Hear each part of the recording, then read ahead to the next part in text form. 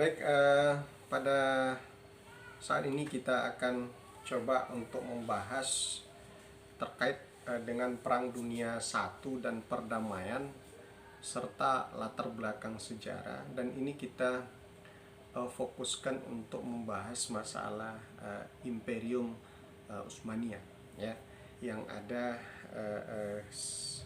sejak abad ke-13 ya. Jadi imperium ini muncul pertama kali itu di Asia Kecil ya, Asia Kecil di perbatasan sebelah barat Kesultanan Saljuk ya. Tepatnya pada abad ke-13 ya. Jadi lambat laun imperium ini ya dengan sangat sistematis mereka mengembangkan pengaruhnya ya sampai ke Saljuk dan Bizantium ya. Saljuk dan Bizantium. Jadi ketika Saljuk diserang Mongol ya, Mongol dan menjadi pecah, pada akhirnya Saljuk jatuh ke tangan Imperium Utsmaniyah ya. Tapi tidak hanya diam sampai di situ ya. Ternyata imperium ini terus mengembangkan sayapnya ya, bahkan mulai mendirikan kubu-kubu strategis di daerah Yunani, Serbia dan Bulgaria. Ini tepatnya pada abad ke-14 ya. Dan tak kalah penting mereka juga sampai ke Bizantium ya, Bizantium. Bahkan imperium ini bisa menaklukkan Konstantinopel ya.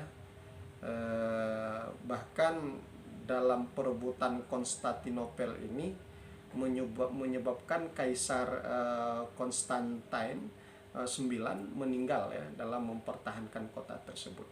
Jadi ini abad ke-14, dia lahir abad ke-13, abad ke-14 mereka sudah sampai ke daerah Bizantium ya. Terus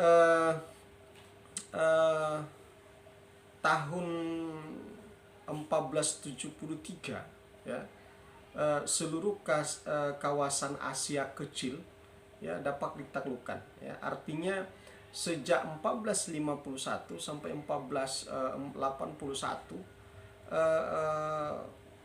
imperium ini terus menjalankan misi dalam hal memperluas kekuasaan atau wilayah kekuasaan ya, bahkan sampai ke daerah-daerah Eropa dan Asia di bawah kekuasaan Raja Sang Penakluk ya. Jadi inilah misi dari imperium dalam hal melanjutkan kejayaannya ya di bawah Raja Sang Penakluk ya.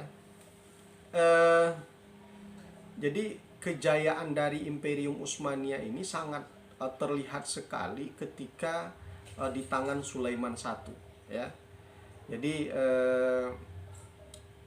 mereka bisa melakukan kerjasama dengan Prancis hampir 3 abad ya lamanya ya. Jadi inilah masa-masa kejayaan dari imperium ini. Artinya apa? Kejayaan imperium ini ketika itu hampir menguasai seluruh dunia ya. Daerah-daerah penting Bizantium itu bisa dikuasai ya.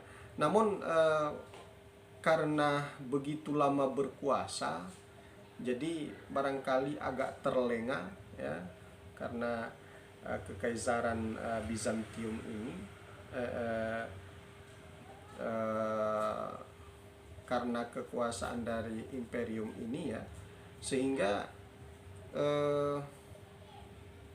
ya sekian lama bertahan dalam penguasaan wilayah, akhirnya runtuh juga. Jadi lahir, berkembang, terus runtuh. Jadi di sini berbicara masalah keruntuhan dari imperium ini tidak lepas dari yang pertama, kematian Sulaiman ya. Karena di masa dia kejayaan itu muncul, akhirnya dengan meninggalnya Sulaiman imperium ini jatuh ya. Karena apa? Karena kekuasaan berikutnya itu dipegang oleh para penerus yang lupa diri, ya, lupa akan mempertahankan kepentingan daripada imperium, ya, termasuk dari sisi militer. Imperium itu tidak terurus setelah Sulaiman meninggal, dan ini tentu melemahkan dari pengaruh bahkan kedudukan imperium itu sendiri, ya. Terus dalam perjalanannya, karena awal dikenal dengan kekuatan bala tentara, karena tentaranya tidak terurus lagi, tentu mereka melemah. Bahkan ketika pada perang melawan Habsburg, ya, selama 15 tahun perang itu mereka kalah. Karena kekalahan dari imperium inilah, ya, yang menjadikan lahirnya perjanjian Corlois, ya. Nah, perjanjian Corlois ini tidak semata-mata menguntungkan imperium, bahkan perjanjian tersebut telah mengakhiri, ya, perang. Di samping itu juga mengakhiri kejayaan dari Imperium Utsmaniyah. Itu 1699. Bayangkan, yang dulunya hampir menguasai dunia, tetapi setelah Sulaiman I meninggal, semua tinggal cerita, ya, sampai sekarang, ya. Jadi tuntutan perjanjian itu artinya Turki sebagai pusat dari imperium, ya, wajib memberikan seluruh wilayah Hongaria, Slavonia, ya, dan Kroasia kepada Habsburg, ya, serta menyerahkan Ukraina dan Podolia kepada Polandia. Nah, jadi ini akhir dari imperium ini, ya, karena memang itu dia, artinya tidak ada lagi pemimpin yang cakap, ya, dalam menangani wilayah imperium yang begitu besar, sehingga pada akhirnya membuat imperium ini hancur, ya. Bahkan pada akhirnya Turki, semua wilayah yang dulunya direbut oleh imperium mulai melepaskan diri, termasuk Turki, ya, termasuk Turki yang menjadi pusat dari pemerintahan imperium, juga mendirikan menjadi sebuah republik, ya, yang menjadi presiden pertamanya adalah Mustafa Kemal Pasha. Baik, untuk perkembangan selanjutnya, ya, dengan berakhirnya kejayaan imperium, tentu telah membuat imperium ini porak-poranda, ya, berdasarkan perjanjian yang sudah dijanjikan tadi, ya, perjanjian Corlois, ya, perjanjian Corlois, ya. Jadi membuat imperium ini porak-poranda, ya.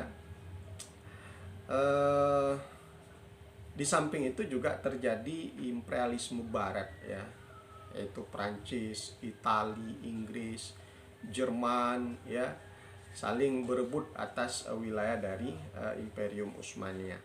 Sehingga pada abad ke-19, ya, tercetus gebrakan untuk pembaharuan oleh gerakan Turki Muda. Namun kesemua itu gagal dikarenakan memang kerusuhan di dalam negeri, artinya tidak terurus lagi, ya.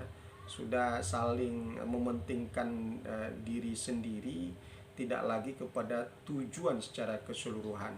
Terus mulainya bangkit nasional bangsa-bangsa Arab, ya. Jadi dalam perjalanan selanjutnya juga pada Perang Dunia I 1914, ya, Imperium Utsmaniyah ini dipimpin oleh seorang orang tua yang sudah berusia 70 tahun, yaitu Sultan Mahmud V, ya. Walaupun memang dalam kekuasaan atau hariannya itu sebenarnya dipegang oleh yang dikenal dengan tiga serangkai. Ada Enver Pasha, ada Talaat Pasha, terus ada Jamal Pasha, ya. Jadi inilah perjalanan dari imperium yang luar biasa besarnya, karena kita juga tahu dulu bagaimana Islam ketika masa Bizantium, ya, Konstantinopel itu dalam kekuasaan Imperium Utsmaniyah. Karena memang imperium ini dia lebih mengedepankan sistem kekhalifahan. Tetapi setelah jatuhnya imperium, Turki melepaskan diri dengan presidennya Mustafa Kemal Pasha. Semua sistem kekhalifahan itu dihapuskan oleh Mustafa Kemal Pasha. Dan ini nanti kita akan bahas dalam pembahasan terkait Turki sejak dia menjadi Republik 1923. 1923. Baik, barangkali itu bahasan kita terkait dengan Imperium Utsmaniyah. Silakan baca sumber lain sehingga terbuka untuk kita berdiskusi. Ya maaf, assalamualaikum warahmatullahi wabarakatuh.